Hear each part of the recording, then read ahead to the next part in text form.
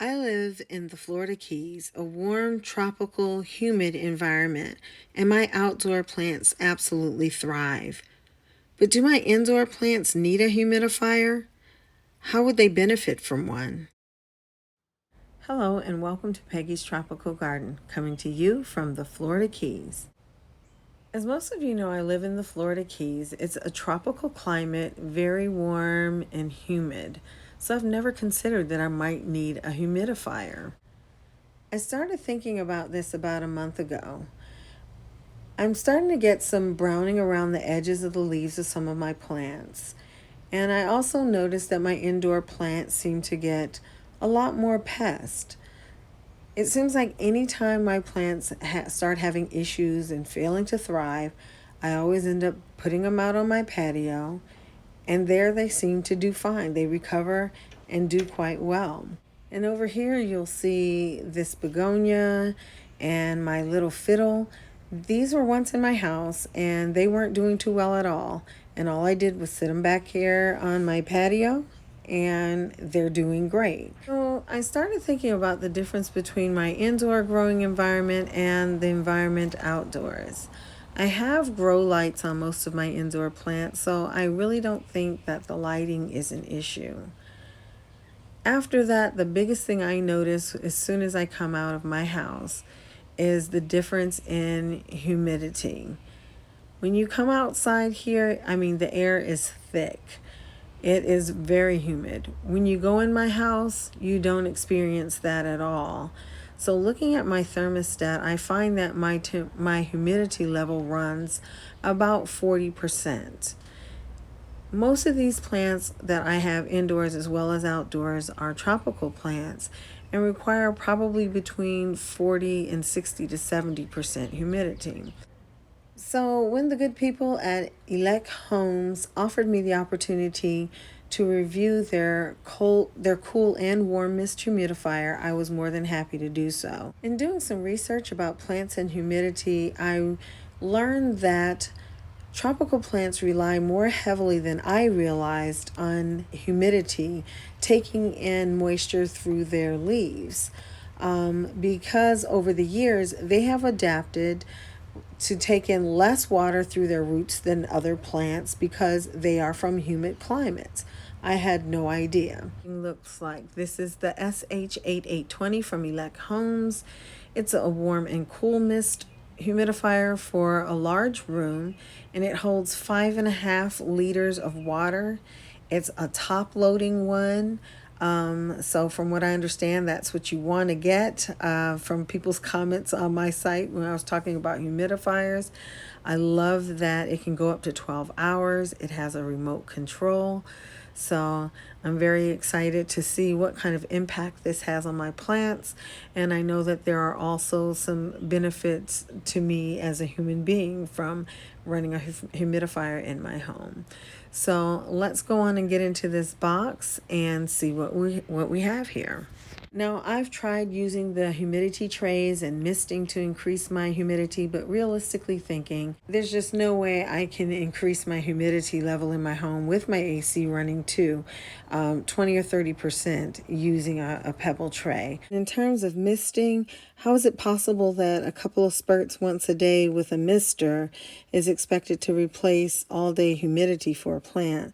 So if you really think about it, that doesn't make sense either. You'd have to mist every hour of the day. So here's what the humidifier looks like. It's nice and neat. From what I understand, they offer these in black also. So you're able to choose one that will blend in with your decor best. And as you know, that's very important to me. I don't want anything big and bulky that's obtrusive. I want something that's going to fit in well with the rest of my decor. And these two nozzles up here is where your mist comes out, and you can turn them 360 to direct the mist wherever you want it. So pretty cool. It comes with a complete instruction manual as well as a warranty card and a remote control. I remember not too long ago I did a post on a humidifier that I had found on sale on Amazon, and I was letting my viewers know about it. And you all told me, oh, we don't want this kind. And you were explaining to me the best kind of humidifiers to look for. And one thing you mentioned was top loading.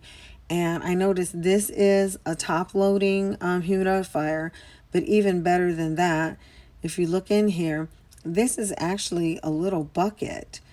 So you see the handle here? Yeah, you can just pull this out and fill it. So, if that works best for you to do it that way, then you can certainly do it that way, or you could take a picture over and fill it that way. But this is 5.5 liters of water that this holds, so that's pretty good. You don't have to keep filling it up, which is one of the things you guys said that you didn't like about certain humidifiers. That was easy enough to fill and replace. Pop this lid back on here and see what we need to do to get things going here. Now it has a digital LED screen, and let's see, it tells you what your humidity level is. So right now in my home it's 45% humidity, and it goes, you can set it from 1 to 12 hours. Over here it has where you can choose the level of output. It goes from maximum to minimum, and it has 3 levels. So you can pick how much you want to come out. And under that, let me show you here. You see that coming out of the nozzles, and you can pick your humidity level anywhere between 30% and 80%. And I'm going to set mine for 50% on low. So this is what that looks like. And it's still telling me I'm at 45% so far in my home. And this is for a large room, this humidifier. So, and I'm setting it, it has 3 settings if you want to use warm mist.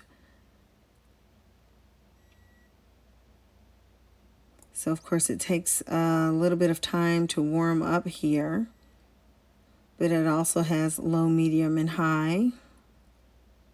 This is the low, this is the medium. I think I'll stick with the medium. Another nice thing about this is it has what they call smart constant humidifying design, so that you can adjust the humidity.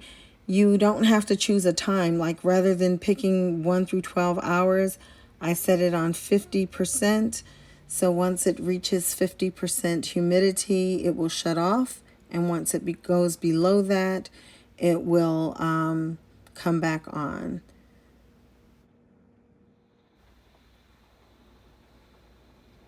But I'm very excited to see how this is going to work for me, especially because it's something I've never considered that I might need before living in a humid climate.